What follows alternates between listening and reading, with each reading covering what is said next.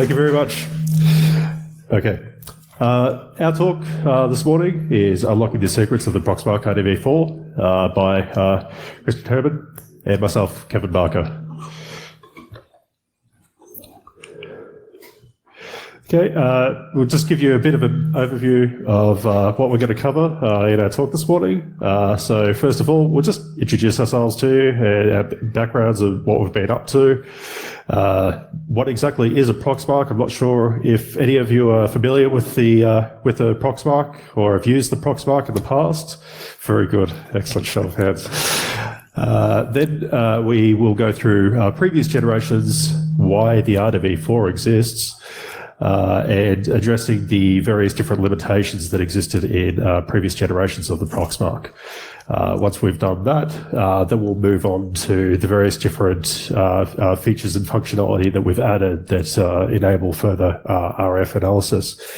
Then we'll give you a few usage examples of these, a demonstration of these features that we've unlocked for you.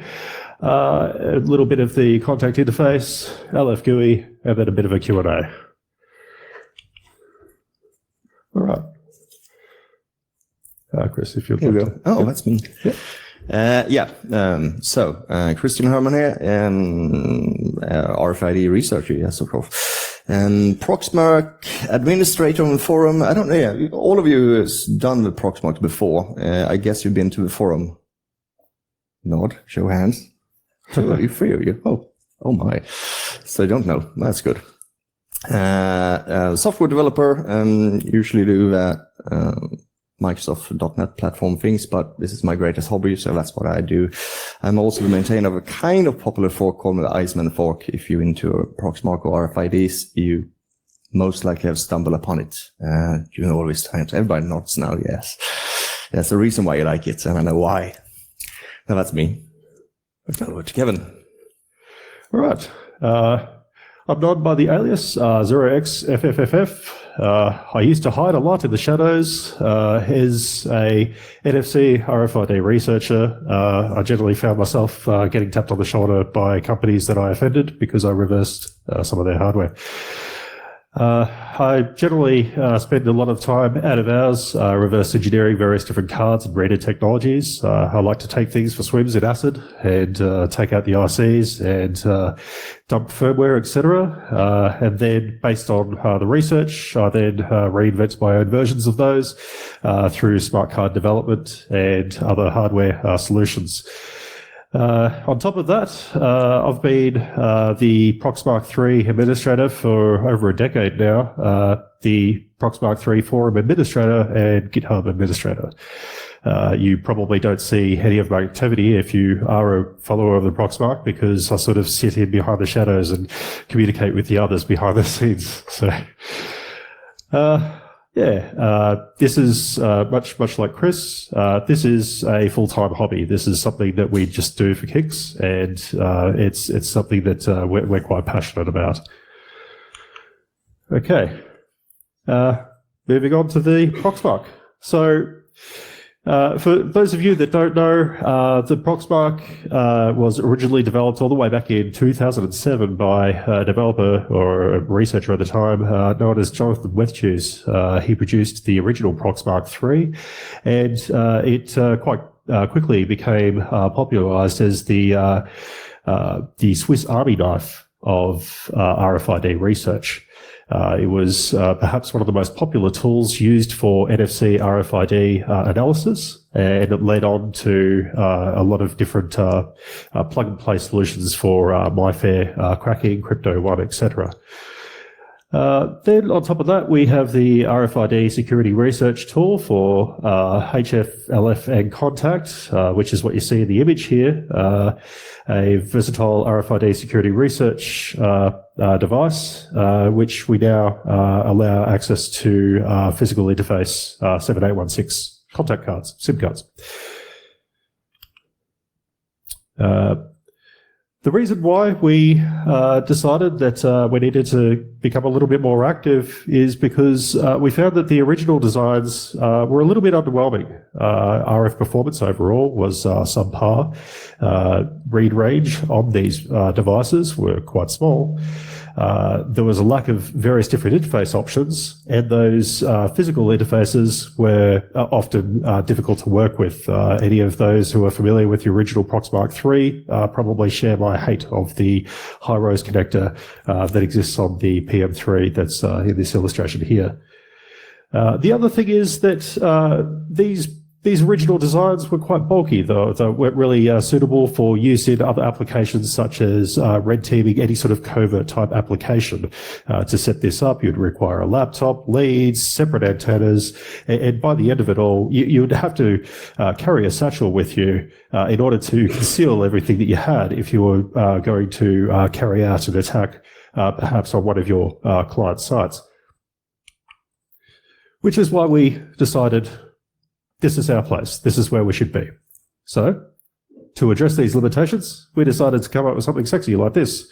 That particular board that you see there is a fraction of the size of the original Proxmark. And Chris has in his hand here the two different generations. So we have in his right hand here the original Proxmark, and in his other hand, that is the newer generation with the antenna attached, so substantially smaller than the other models available. We've addressed some of the issues with interfacing by providing a flexible RF interface, which allows custom RF antenna coupling.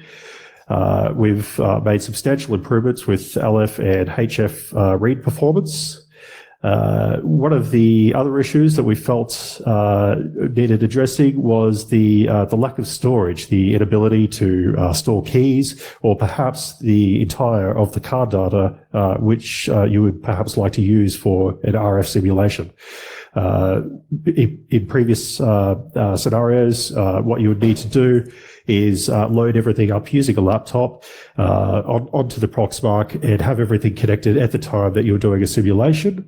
Offline modes came on afterwards, after a number of years of commits. And now we have a full offline with emulation and storage of up to 64 keys. Yeah, not to mention that since it wasn't contact, you needed to have a cable connected to the laptop all the time. Otherwise, it would lose memory. You couldn't get the traces out of a Proxmark when you did that. Even if you had a battery in it, you can reconnect it to the client, was like one of its major downsides. Something that was addressed in RDV4 4 2 years ago. Which you can reconnect to the device even if it was on battery and stuff. That was kind of nice. The 2 megabyte flash memory, yeah, we're going to talk about that later on. But it really helped out. It's with this, absolutely, it becomes more flexible and you can actually use it in the field. Without it, it's whatever. We're going to show you off more. Yeah. Okay. Adding on to the 7816 interface. Good. You love that one. Snuck in behind the PCB in this illustration is an interface that allows you to attach a SIM card. In addition to everything else that we've done, it's covert, it's small. It's something that you can perhaps strap to your wrist and nobody would know any different if you had a long sleeve t-shirt or a jumper on. Again, that's allowing red teams more access to the Proxmark. They don't necessarily need to have the skill set to be able to use this device out in the field. The technical team often sort of stand out like a sore thumb. So we thought that being able to provide a separate interface for additional options such as active antennas for even longer range, a UART for optional Bluetooth or other type of wireless communication options, and battery so the unit can operate in a complete standalone mode. Yeah, you don't see. You can go back again. This is the connection for the SIM card. You don't see the module on this one. It's it's a small, slim one, but it connects there, places over. Yeah. Okay. The flexible RF interface, as you can see in the illustration here, allows for custom RF antennas with their own coupling capacitors, etc. In previous generations, it was just a two-wire interface, which essentially forced people designing their own antennas for specific applications, perhaps capsules, etc. They would need to do board level modifications on the Proxmark to be able to provide those solutions if they were concerned about their tuning and RF performance overall. All of this information, by the way, or all of these slides will release after the presentation. So if you're interested in the physical characteristics and interface options, we will release those to you. The 2 meg SPI flash that we touched on earlier, as I said, allows offline simulation. We have our storage options, and we have those divided into a typical 4 by 64 kbit pages divided into 16 by 4 kbit sectors. It's a kind of funny story about that one. When we develop it, I don't know if you're into flash memories, you know how SPI flash memory works, but I sure didn't do it when we first added it, and I was supposed to add some software for it and support for it in the client. And it turns out that it's, you write, you reset it, we wipe it to putting it to once, fill it with XFFs everywhere, and then you flip it to 0, but you can only do that once. Then you have to wipe it again from the zeros to become a 1 again. And I didn't know that when I did that in start. That was just a mind opener when someone told me that, no, that's not how it works. And we have this idea of adding an SPI flash file system, SPI FFS, but the thing is the ARM processor is so small, and it's kind of full of other stuff interesting in it. So we don't know how really to fit in. We should be able to fit it in, and we will get, the file sections, since it's 4K sectors, you only get like 16 files per page. So it's still very much doable from what you had before, because of the, if you remember the trace log, which is like 40K size, you have more space now and it's persistent. So yeah, that will help out, especially for saving simulation and traces and dumps from data. Okay. We have a few demonstrations that we'd like to show you of the product. These are just quite simple demonstrations that you'd be able to execute on most Proxmarks, but some of these address some of the features that we implemented on the Proxmark 4 as well.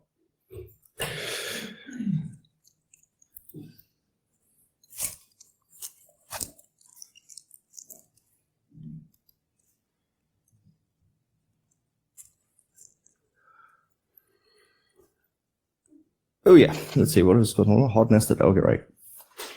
Can you pause it? Yeah, sorry. Right, yeah.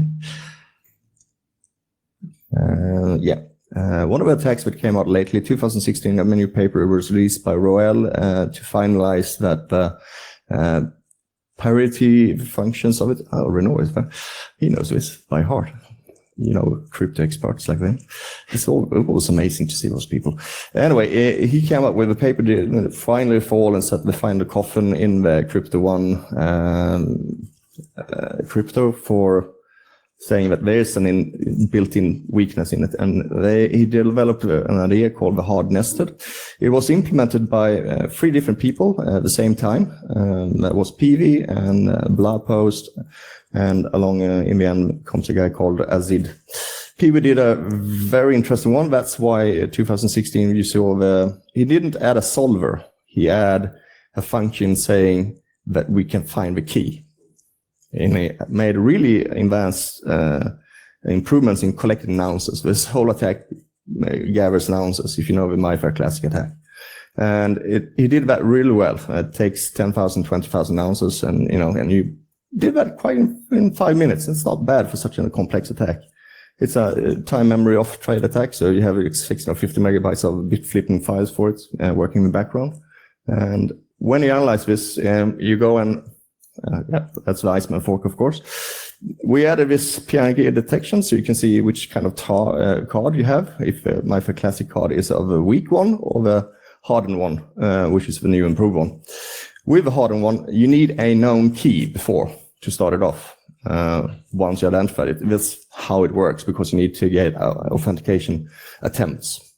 So that's the first step. If you want to do this, you need to either sniff it or you have to check your default keys for it. Anyway, let's go. Which we do now. Something I implemented also is like checking keys fast. That's why we go. There's a normal one called check keys from it. But what you need is a large default key list, which is found. I have 604 ones in my fork.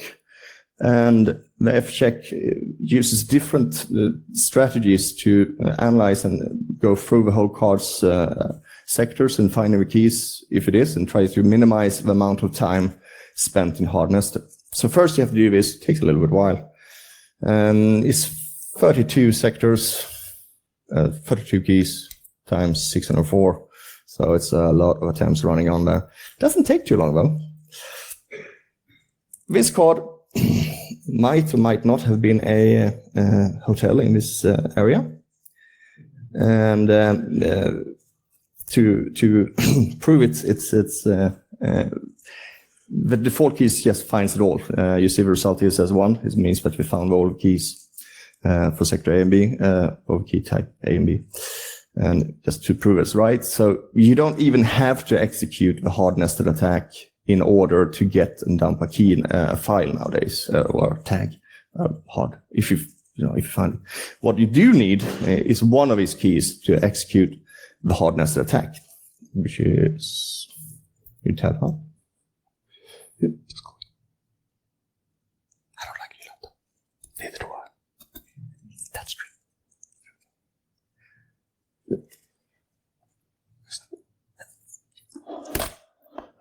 Touchscreens on that.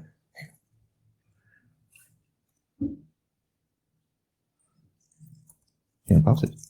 So, yes. So, trying to run a hard nested attack individually against 32 or 31 keys, because you have one already, takes time and it's a little bit tedious. So I wrote a script a couple of years ago and then I improved it a little bit more. And that's what we call the improved hard nested out-of-pawn attack. This is the known key vector that you do, sector 0, and it defaults to key type A. And when you run it, it detects if it's this one. If not, it goes over to go dark side attack and try the nested attack, but that's a different story. And it tries also to do its check keys while you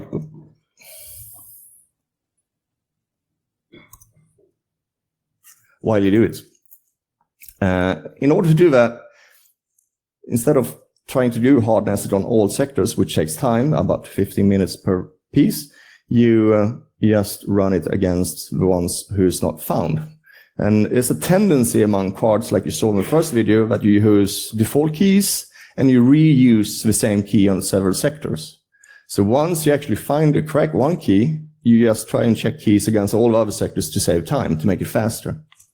And if you pause about pretty soon, and we can pause now.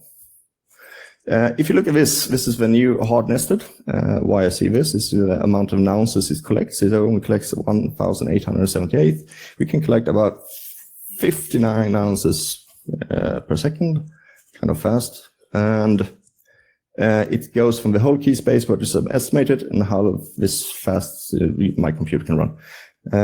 And it's just a bit flipping things, and it comes down to a cracking time of 16 seconds. Which I mentioned about the solver PV didn't make. PV he had it privately, but Blogpost made a solver for this. And it was fast as fuck. And then this Azid guide comes up and it is this bit sliced implementation of it and was even faster. However, he did it, and I saw it, he did it. And I asked him, can we implement it in the Proxmark client? And he's like, yeah, okay, let's do that. So we actually got it in there. And then PV, after 1.5 years, improved his attack to make only this 1,800 ounces, also took the bit sliced implementation of it. So this is what we have now. So a hard nested attack right now is kind of fast. It doesn't take very long time, and it's a very strong cryptology attack for this one. Let's play. Sorry.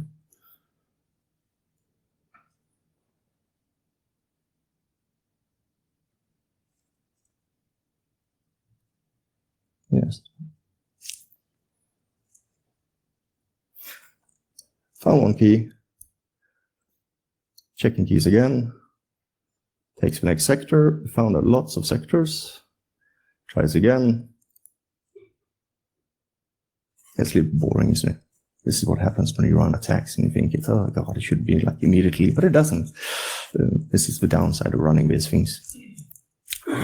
But when you look about how much work this actually goes in to run these things so smoothly, you become quite impressed.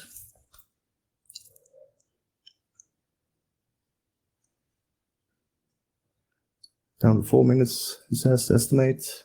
Runtime is 33 seconds. 2,500 announcers. Found the key again. Found the whole keys. And then the script asks if you want to dump the keys to a file. And it asks you if you want to dump the whole data. So it's pretty much automatically done. So you don't have to do thinking about it or working with it. Kind of easy.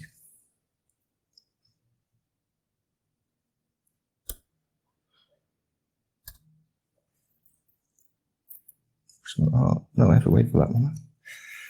That's a root. Okay. Yeah, we can wait until we talk about the smart. Because that's the smart copy. Okay. Yeah. We save some videos for later. Yeah. Okay. One of the things that was missing from the Proxmark was the ISO 7816 type interfaces. We didn't have any facility for card-based or physical card-based analytics. The various different interface options that we went through, in the end, we decided to go for a custom, decided to go for a custom interface for the contact chips. Through this implementation, we added a whole series of SC commands. These SC commands allow us to send through raw APDUs and get responses and decode TLVs. Question. Has anybody run any raw APDUs for a smart card before?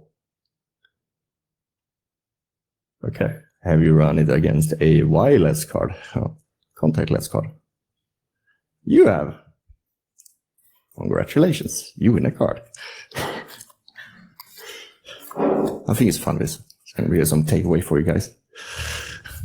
So only one had used Proxmark. So you other guys who's used Proxmark, what have you used it for? Yeah. And the other guys or girls? Anybody use the Proxmark for red teaming? MyFair. MyFair. Legit? Ah, interesting. Uh-huh. Right, you get another one, but yeah. Can't use it for Legit though. So how did you find the Legit implementation? Or did you try it lately, or did you use it for before? I cloned some cards from Legit Prime stuff. Yeah. When did you do that? 1 year ago. Okay. You're going to find that there's been significant improvements about read range with Legit by doing this. We weren't supposed to talk about this, but we do anyway now. I'm going to get cut into this. Yeah. When we decided about this Proxmark RDV4, we didn't know that the community is going to be a little bit slow. We don't know how we're going to handle it, Are we going to, do they want to have another Proxmark? We don't know. It's like, what is going to make about it, stuff. And what ended up, when we had the Kickstarter and was successful, we were like very happy about the community. It's like, well, wow, that's impressive. And people goes, so, we started coming back to the forum and do things. And about that, around that, we had this discussion about antenna and reading range about that. This is our large antenna, which increases the read range about 14 centimeters. Yeah, have you seen all of these old videos by people going like that, with this? Have you seen it, with this? Well, everyone has seen that. After pocketing like fucking a laptop. Always uncomfortably close. Yeah. Keep your Proxmark close. Yeah, exactly. But, imagine you take that one away in the middle, but this one is very small. Go at 14 centimeters. Pretty much, you can buy one. But you didn't come this by brand new hardware. new people came in, old people came back, and they started fixing things. So we're fixing code in the FPGA code for analyzing the module and the signal and fixing the ARM code. So even the logic now works perfectly with a read range about 8 centimeters. So it's even easier nowadays. And it's amazing. I'm very thankful for this. Sorry. Okay, so with this interface, because we wanted to keep the Proxmark as covert as possible, we decided to go for a standard SIM size card interface. So what we have inside the Proxmark is a standard SIM interface with an 8051 that hides behind the scenes, that does all the interpretation for us. And then after that, we've got this optional interface for full-size SIMs. Full-size cards, ID1 style. So that way, if need be, you can always add the option into the Proxmark 4. Yeah. Not to mention, we got some message about that. We can actually emulate contact cards now with it. So we're going to bring this to the next level of research. We've already basically committed enough code to be able to carry out enough analysis on payment type systems. We could read a type of credit card that somebody might have. We can read transaction data, and we can also emulate a lot of the various different aspects of a lot of physical interface type cards, not specifically credit cards, but we are working on that at the moment. Okay, video. I'll go ahead. You want to see a demo of it? Yeah. Oh, you're awake. I thought I'm the one who got coffee. How do you do that again? All right.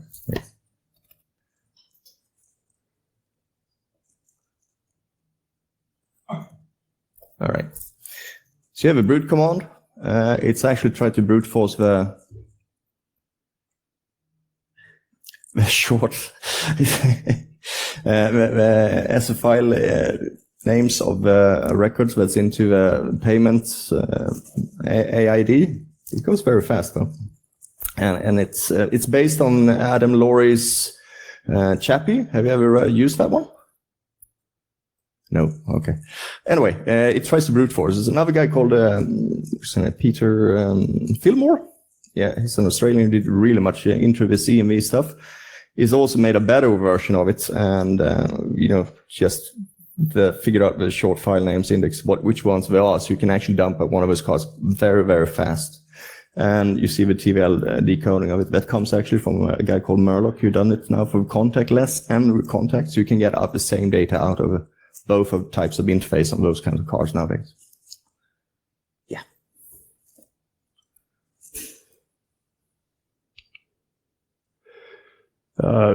Earlier on, I mentioned SC raw commands being able to send through APDUs. So without going into too much detail, APDUs are essentially like the basis for all the communications with these types of cards. It's really quite simple.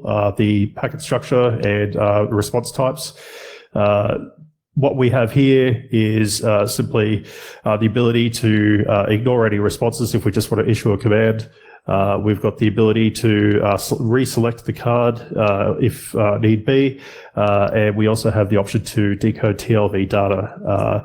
Because nobody had a show of hands, I'm not sure if anybody deals with credit cards or anything like that. I think we might just move on from that one there. We pretty much have everything in place for at least getting started with contact-based card systems. Yeah. Oh, yeah. That's another one we were saying about. If you use the LF parts of the Proxmark client, you see that's like 10 or 12 formats which you can clone and easily simulate the thing. Half of you have done this stuff. Okay. And what you need to do is to use the T5577 card and to write the block data on it. And you usually have to have this scrambling and this different format of it. So we were like, yeah, well, we know a kind of plenty of formats. We think we have support for 70 formats up there. And it's hooked up to an interface, of course. So we can like make, what we had this is knowledge that Kevin and I have been having for ages, but we haven't implemented into the Proxmark client. We're just like, yeah, why should we? It's like, it doesn't make any sense anymore. It's like, yeah. So let's do some interface instead for it and make sure that they can call a service and that's it. This is based on a web service, so you can actually make an Android app calling this stuff, an iPhone app, whatever you want to do, and use the NFC to program it. You don't need a client for the Proxmark client for it. Kind of cool, or at least we think so. So data stored on access control cards is typically, for access control applications, is typically referred to PACs, physical access control systems. Those data blocks are usually stored within specific locations on LF or HF cards. This particular utility that you see here allows us to be able to interpret that data backwards and forwards. So we could just do a raw read of any particular card technology type, get that information, punch it into here, determine what exactly that card consists of in terms of what that data actually represents, to perhaps a security integrator where they generally speak in terms of site codes and card numbers. We've provided this particular interface just to abstract all of that out. So all we need to do now is really sort of worry about what is that format that we're using, what are the site codes or card numbers or other attributes of the card that we might want to access. But after we've entered in that information, we can then turn that back into PACS data, which can then be stored on the card.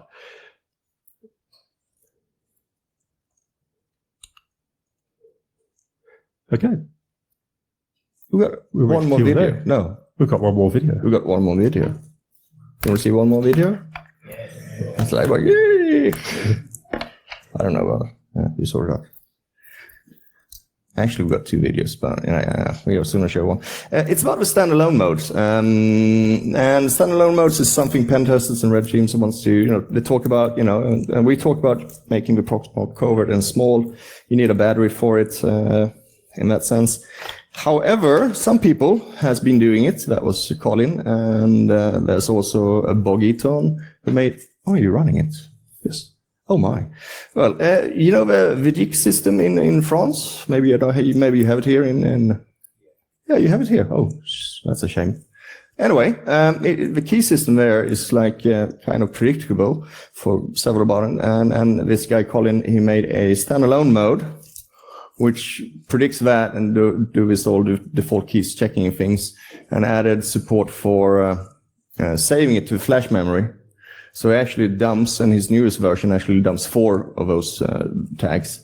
It goes kind of fast finding it, identifying it, dumping the whole card onto the flash memory, and starts the emulator with. So the Proxmark in standalone mode starts simulating that card immediately. And you can also click on the button and clone it to a Magic card. So that's one nasty standalone mode for Vidic. It looks just fancy on Apples because the ASCII part doesn't look quite like this anymore, but still works, uses the flash memory. The next standalone mode, which you don't have a video on, is from Bogiton. It uses the 14.8 sniff, and it sniffs the traffic for your ultralights and tags and those kinds. You get the PVD, and it saves it. It saves up to 64 PVD's passwords out to the flash memory. So you go and sniff your traffic from a bus card or whatever you do, usually it is, and you get the keys out and you can dump the card and you just can start analyzing from that. Very covert, it's all about this covert things. Is about getting the keys in order to dump the cards and to start analyzing what's on the cards, just taking away. That's basically what it is, over and over again. This one is kind of funny though. It takes about 1.5 seconds to dump a card, find all the keys and dump it. And there's another thing about Vidic though, it uses 2 sectors. You can't do very much with a dump of this card system. You can emulate it, but it has counters and a lot of counter measurements against cloning. Those 2 sectors that has data on it has 2 encrypted, I know he's smiling, encrypted data on it, and allow entry to the house and for the postmen and police officers. Yeah. Apparently the ASCII key for it is not the best one I heard, something like that. The implementation of it doesn't use the right Q value or something like that. I don't know. Or what would I know about that? Anyway, Yeah, okay.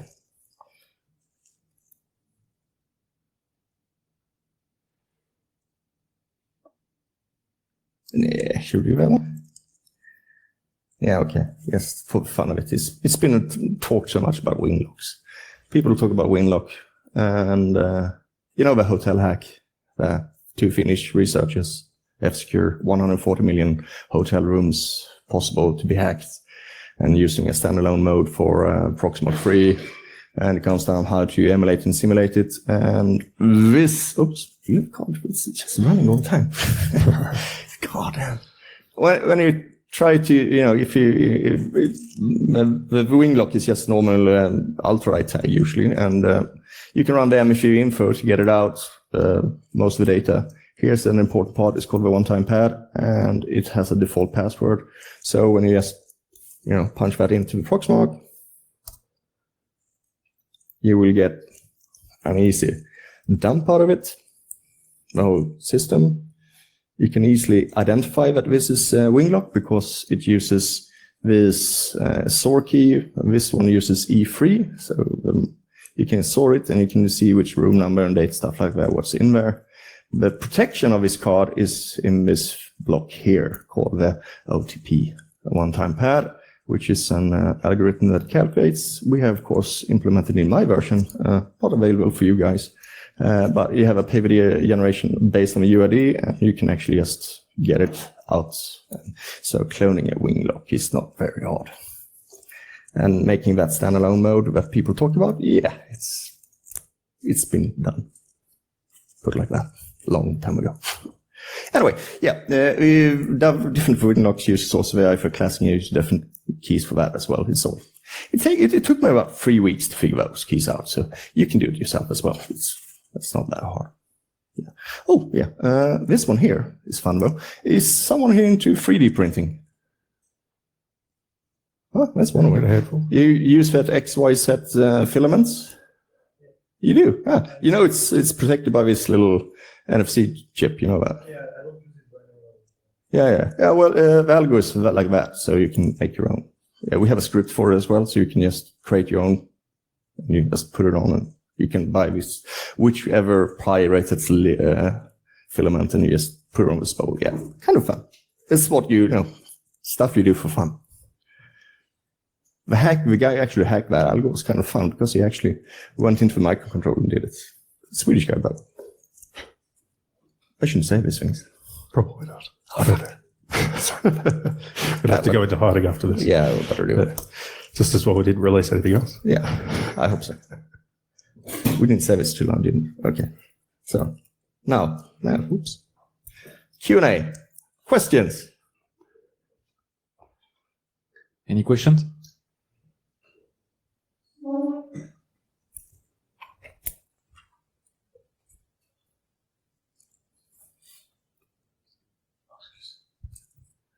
Hi, thanks for the presentation. Got a question about VGIC. Do you know, or what do you think about this security? Do you think it would be broken soon, or it's okay for many years? That's There's two people laughing in this room right now. Quiet, Chris, quiet. Sorry about that. Yes, the JIC is very safe. Those sectors, yes. Dumping the card is not safe. The actual credentials, yeah, well, I would say it can be done. And that's all I have to say about that. Thank you. Any other questions?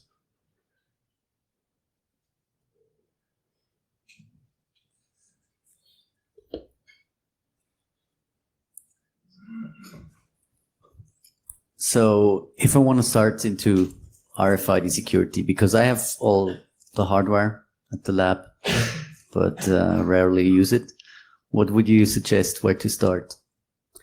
That's an excellent question. I think we have a slide for that. We most certainly do. Yeah, we do. I think we have a slide for that. Yeah. Getting started with the Proxmark overall generally is quite overwhelming, especially for those that don't have a background in RF, because RF in general is usually considered a black art. There's a lot of things that a lot of people don't know or understand or want to understand for that matter. Again, with this particular revision, we took that in mind, and that's the main reason why we decided to go for this optional antenna accessory, where you can unbolt and bolt various different antenna options on there. Probably the first place that you'd want to go to is listed up here, the Proxmark.org forum. That's been there from day one. It's an absolutely fantastic resource. We encourage you all to jump on there, sign up. We have a bit of a bot elimination process through which you'll essentially go into jail to begin with, prove that you're a meatbag, and then after you've done that, we'll then give you the status of a contributor where you can then ask your questions and we will answer them. But we don't have any spam anymore. No more spam. No more spam. In addition to that, we've also would like to encourage you to go to the GitHub repo and have a look at that. There's quite a few GitHub repos. Obviously, the one that we want to draw attention to is the RFID research group Proxmark3 repo. There's also the main GitHub repo, which is quite simply just the Proxmark repo, and of course the very popular Iceman GitHub repo too. In addition to that, we've got the wiki that has a lot of fundamentals, a lot of getting started guides. If you're not familiar with some of the terminology, we suggest that you start there. Additional resources, files, etc. Are also available from Proxmark.org. We have a simple utility called card info. That's for anybody dealing with access control cards, physical access control cards. So if you'd like to interpret PAX data into ones and zeros and vice versa, that's sort of what it's for. And then we also have a wiki that's just sort of just being fleshed out at the moment, which would like to cover all aspects of RFID, NFC, contact-based card interfaces. So I hope that answers your question. We've got a lot of resources. We'd like to share those with you. Among one thing is that, people easily go like, okay, so it's a different device. Like, no, it's a plain Proxmark. You can use the old official Proxmark3 repo, but you will have very limited support for the new features. All the other stuff works. It's just the same thing. Don't worry about it. And you flash it, yes, the same way as you do everywhere else. Just do that.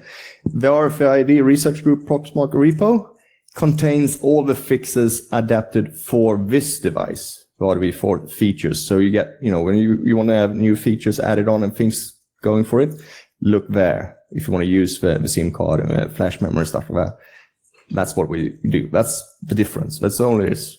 Otherwise, the source code, I don't know, have you ever looked at the source code for Proxmark? It's a mess. So we didn't want to mess it up even more. That's why we made our own repo for it. Okay. Any more? Come on, give us one more.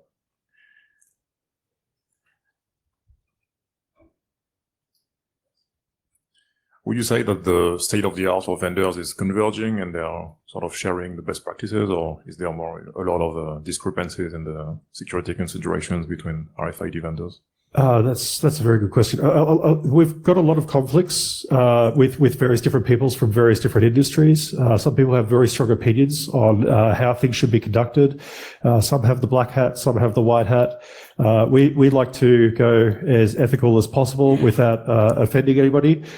We have, in multiple instances, been given warnings by companies, but it's not as if we don't speak to them first to give them opportune time to address some of their vulnerabilities.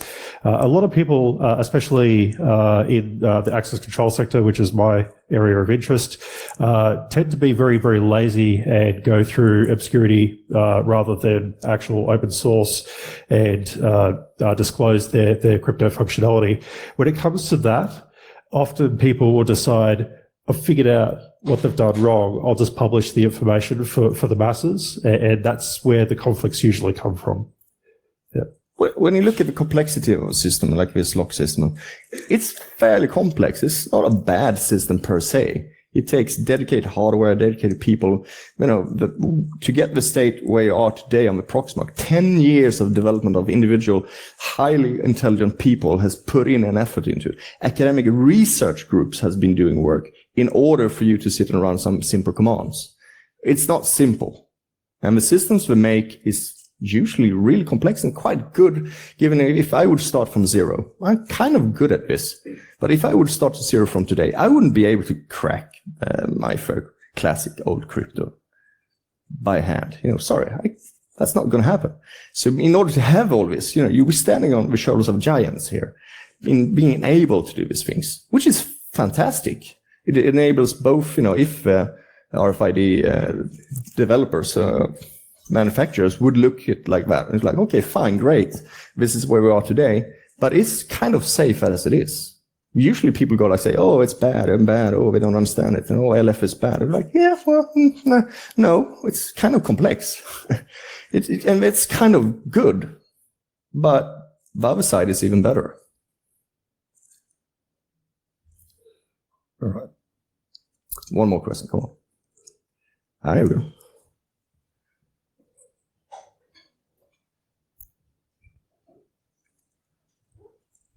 If today you have to recommend one technology, RFID technology for physical access control, what would you recommend as the most secure one?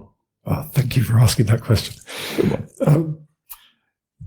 Personally, I'm a fan of, I'm a fan of EV, DESFi EV2 or DESFi EV1. Massive improvements to encryption between EV1 and EV2. Also RF performance. There were a few failure issues with EV1. It's also got built-in anti-tamper measures implemented within the technology itself. So there's a lot of advantageous aspects to that particular car technology type. It really does depend on where you're going though, like whether or not it's into payment systems or physical access or some other area that might not necessarily require that level of security, because obviously with newer technology types or with the higher security, generally you end up paying a lot more for the credentials. So it's a bit of a trade-off between affordability versus effective security countermeasures. Yeah. I would say I would go for DESFi EV2, I would say. If I would have that, would be a very safe card system. They learned the lesson very well. Maybe a last question?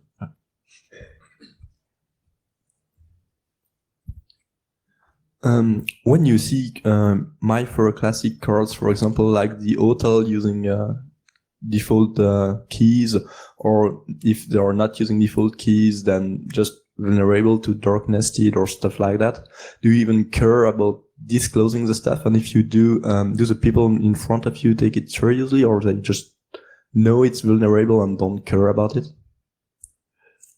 We've been quite open with a lot of the research that we've done. Early days, I used to get in a lot of trouble. I used to offend a lot of people. So I try to be as political as possible when approaching, especially hotels, because hotel doors are essentially wide open. It's a novelty more than anything else. To get into most buildings, it's really just a novelty. It's no different to a physical key. Physical keys are often most easily copied because they're single wafer, quite simple keys. Same with hotels. They're all MyFair Classic, as you said. A lot of people using the newer generation of the MyFair cards, which actually have a true random number generator built into them. So there is a little bit more security there. But one of the fundamental flaws is not with the card, but with the implementation. So what they'll do is they'll have a large portion of the card is unconfigured, and then they'll secure one block within the card. And what they really should be doing is using random keys throughout the entire of the card. That makes some of these attacks very, very difficult, if not impossible in some scenarios. So that's something that as a developer and as a security advisor, would probably suggest that hotels either look at doing that or perhaps moving across to another different technology type. We will round up this Q&A and this speak by saying some thank yous. We have special thanks to say to Willard, Sentinel, Colin. Because of them, we wouldn't have some of the software for the RDV4, and we're very grateful for it. And we're also extremely grateful for the Proxmark community. We love and share your little research hobby, and we really hope that you feel the same about it as well.